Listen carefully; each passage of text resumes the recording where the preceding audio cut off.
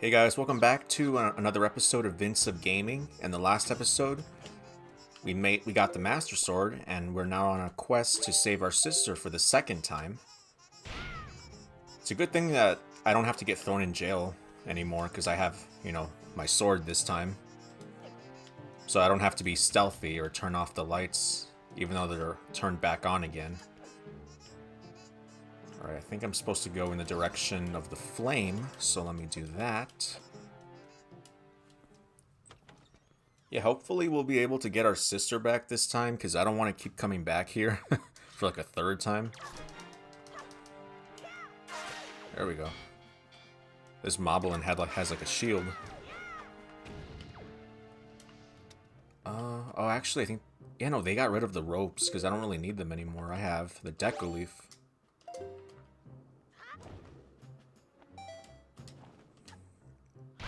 It's so strange being back here.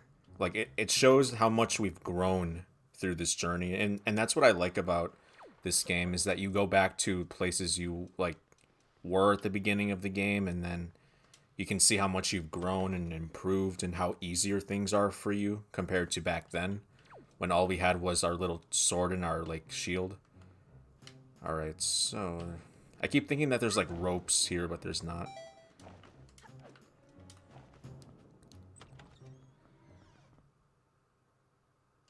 Oh, yeah, we're almost there. Oh, that laser almost activated. That's what that sound was that you heard. That was Ganon's laser. I don't think I've thoroughly explored the bottom floors of the Forsaken Fortress. Not to my knowledge, at least.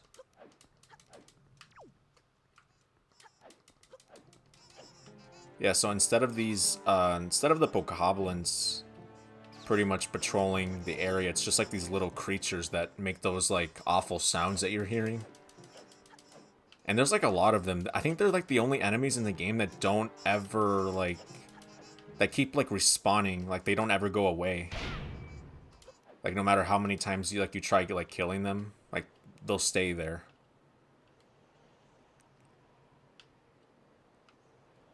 I wonder what those monsters are called. I'd be interested to know. I've never really... I think the only names I know are, like, the Bokoblins. And that's pretty much it. I'm not really... I don't really pay attention to a lot of the names of the enemies. I think I could have just used the Deku Leaf to fly across, but that would require me to change the direction. Oh, God. Alright. Finally back at the top, so I did have to use the Deku Leaf, unfortunately. Alright, hammer this down. Oop. There we go. Yeah, no, I had to make it all the way back up, which was like a pain. So I guess next time I play this, I'll have to just fly with the Deku Leaf across. Man, this feels... I love how Link is just kind of like, is it okay now this time? Like, the giant bird won't come and, like, throw me away. It's kind of strange how we didn't see the giant bird in its nest like we normally do. Yeah, this time we have to be stealthy, Link. We don't want to get tossed by the bird.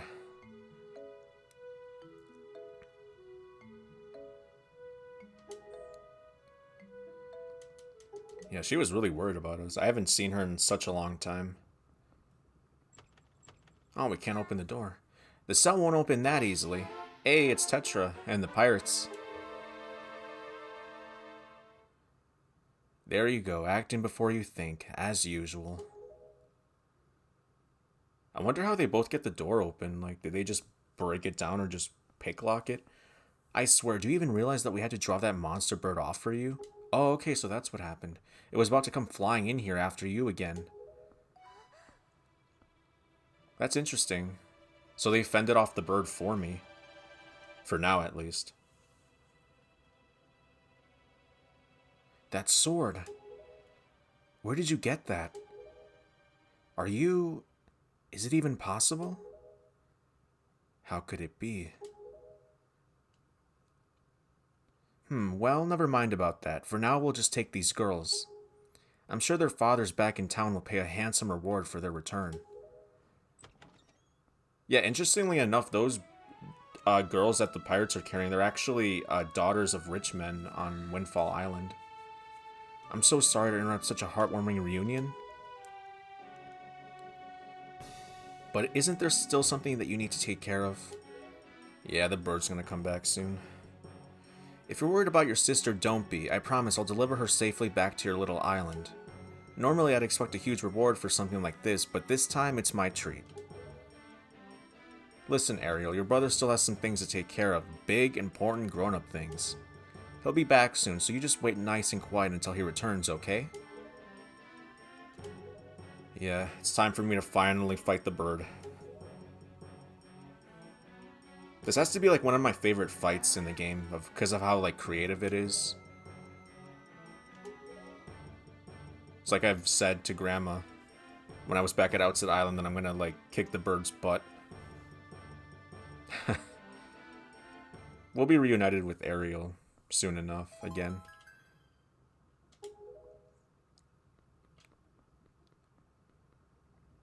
There's the bird. It's time to fight.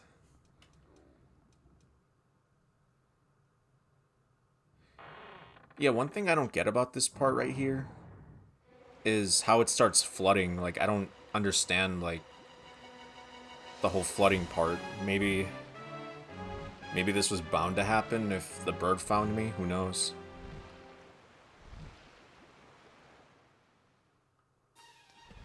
Alright, so the whole point of this is I have to make it all the way to the top without the bird pretty much, like, cutting its beak through the wood and cutting off my trail. Imagine if you, like, had to do this in real life for, like, training or something. If you had, like, some, like, giant bird or something and you had to, like, run all the way to the top. Pretty sure if I just spin it, like, tumble roll, I'll go a lot more faster, but I have to be careful that I don't, like, fall off by accident.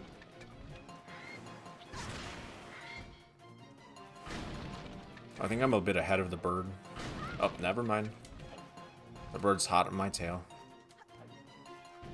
Alright, so this is where we get to smash its beak. And actually, this bird has a mask that you're seeing right there. That's why I was able to use the hammer. Kind of wish the bird just died there because of the impact, but this bird's a lot more stronger than we think.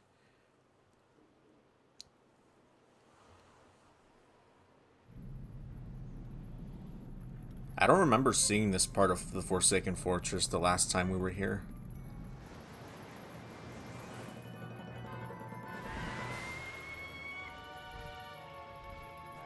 Yeah, I wonder where this bird came from, because, you know, like, I see, like, a lot of seagulls in this game, but, like, this is a whole another species of a bird right here. Alright, where is the bird? Okay, he's over there. So I have to wait until he, like, smashes his head into the ground. Close enough for me to, like, do this. I have to pretty much break his mask. I can't really attack him with the sword just yet. I think the key is to stay as close to the bird as you can as possible so that you can land an attack. Because sometimes it'll look like he'll take off, but he won't. And then that'll make the battle last a lot more longer than it needs to be. At least that's what I've learned. Kind of waiting for him to do his other stupid attack he does that always throws me off. There we go. Now we can slash him with our sword. He looks even more terrifying without the mask on.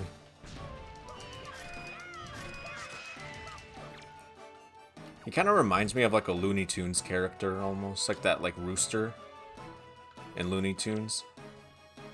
Yeah, he's doing his little skid attack, which like bounces me back to the spikes. I've seen like speedrunners do this one glitch where you can like clip through the spikes right here and just bypass this entire boss fight right here. I'd be interested to know how to do it, but... Alright. I don't know why I pulled out the hammer. I can just slash with the sword. I'd be really interested to know how to speedrun a game. I've been really into watching speedruns lately, especially of this game. But I don't know if there's like a specific game I could speedrun right now. Because that takes a lot of like commitment and practice. Alright, so we defeated the bird, finally. We won't be seeing him again. Now it's time to encounter the evil king right here. It's so weird how, like, Link is so, like, I mean, he's more of a child in this game, but I think you'll see in a second, like, the height difference between him and Ganon. Because if you think back to Ocarina of Time, him and Ganon almost stood toe-to-toe, except Ganon was just a bit taller. It's been a while, boy. You have done well to sneak into my fortress and wiggle your way all the way up here. I'll give him, like, a new voice. I suppose the least I can do is commend you for your reckless courage. My name is Ganondorf, and I am the master of the Forsaken Fortress. Oh, so he created this island. By the way, boy, when you drew that sword of yours out of its pedestal, did you by chance notice how all of the monsters frozen in time down there suddenly began stirring again? Do you understand precisely what that means? I highly doubt you do. Foolish child, while that sword is indeed the blade of evil's bane, at the same time it has long played another role. You see, it is also a sort of key, a most wretched little key that has kept the seal on me and my magic intact. By withdrawing the blade, you have broken that seal.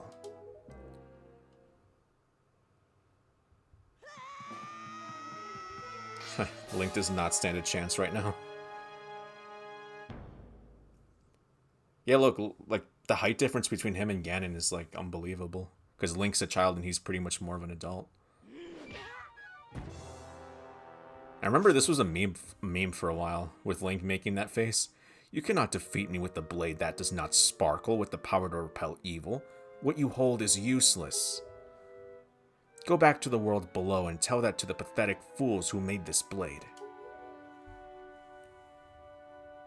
Its power is gone, and its edges are dull. That's a really big sword he has. He actually has two of them. Oh, I thought Tetra left us behind. Vince, get up!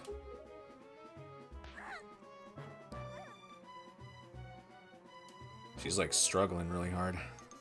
You pathetic little sea rat.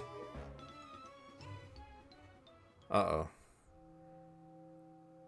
This right here is a shocking discovery.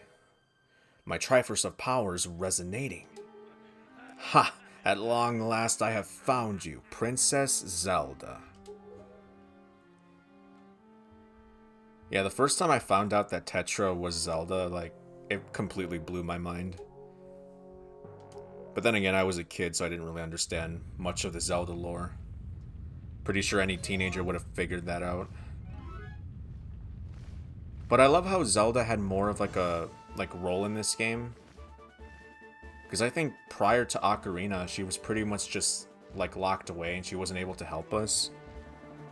But I think beginning in Ocarina, or in this game, she like helped us along the way as Tetra. It's kind of like how Zelda was like in Ocarina of Time.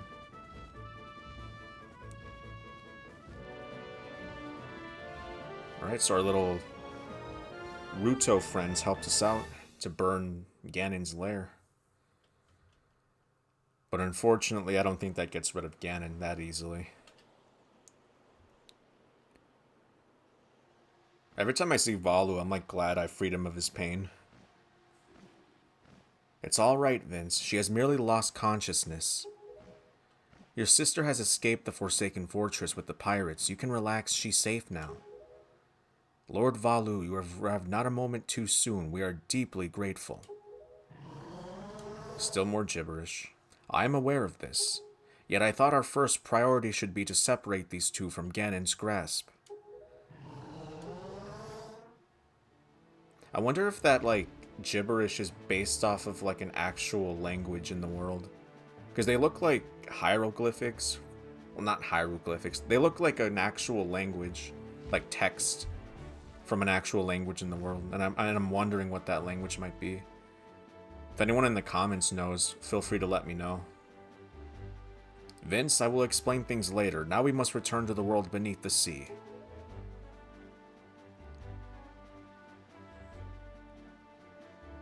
I love how we were just down there and then he has us go back down. There's a lot of backtracking in this game, I find. But we're here with Tetra this time. Oh, Vince, you're all right. What is this place? Hey, and Ganondorf, what happened to him? Vince, what are you doing?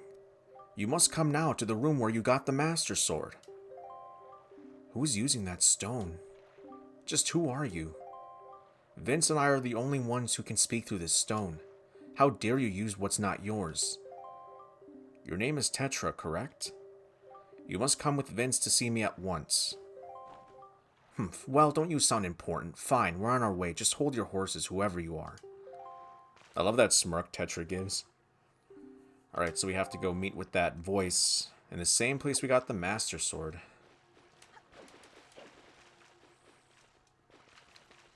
Yeah, Tetra, I noticed that Tetra walks a lot more slowly than I do.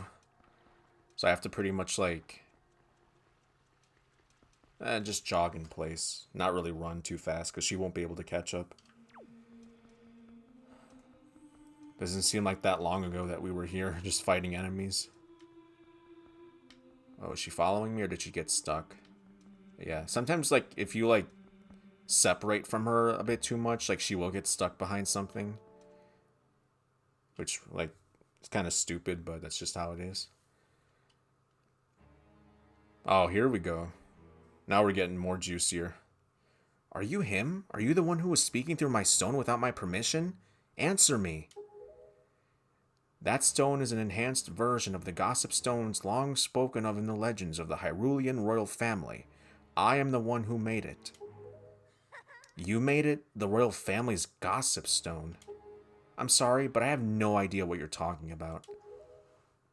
Have neither of you heard the tales? Tales of the kingdom spoken of in the legend of the great hero, the place where the power of the gods lies hidden. This place where the two of you now stand is that kingdom. This is Hyrule. And I am its king, Daphne's Nohanson Hyrule. Wow. Vince, do you not recognize my voice? Indeed, I am the one who guided you here. I am the King of Red Lions. There was no need for me to reveal my true identity to you so long as that blade, the Master Sword, could defeat Ganon. But now both of you must listen to me. Once long ago, this land of Hyrule was turned into a world of shadows by Ganon, who sought to obtain the power of the gods for his own evil ends. My power alone could not stop the fiend, and our only choice was to leave the fate of the kingdom in the hands of the gods. When the gods heard our pleas, they chose to seal away not only Ganon but Hyrule itself, and so with a torrential downpour of rains from the heavens. Our fair kingdom was soon buried beneath the waves, forgotten at the bottom of the ocean. Yet all was not lost, for the gods knew that to steal the people away within the kingdom would be to grant Ganon's wish for the destruction of the land. So before the sealing of the kingdom, the gods chose those who would build a new country and commanded them to take refuge on the mountaintops. Those people were your ancestors. Hundreds of years have passed since then.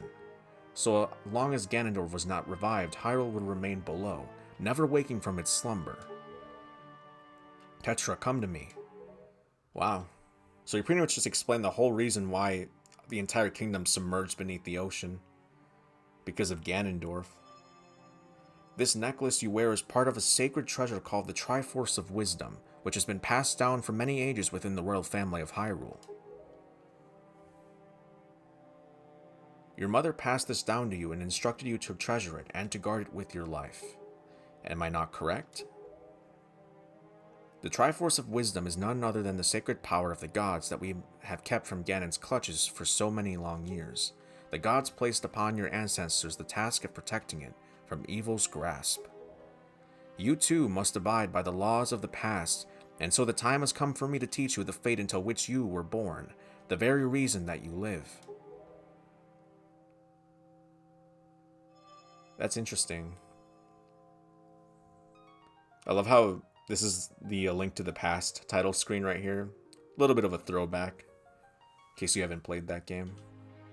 Which I will plan on playing on this channel. There's so many games I want to play for this channel, like you have no idea.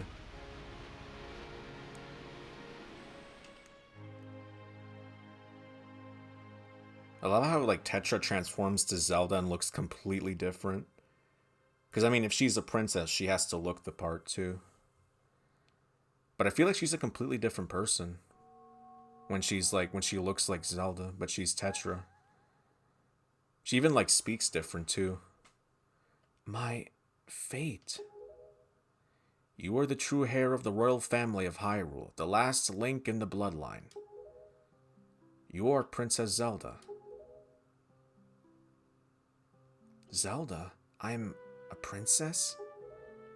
You are confused, aren't you? I suppose such is to be expected. Yeah, that would be a lot for her to take in. Knowing that you're like the princess of an ancient kingdom that no longer exists, but you still have to protect it no matter what. That must be a lot for her to handle. Now I pretty much have to protect her and go back to the surface and get more things.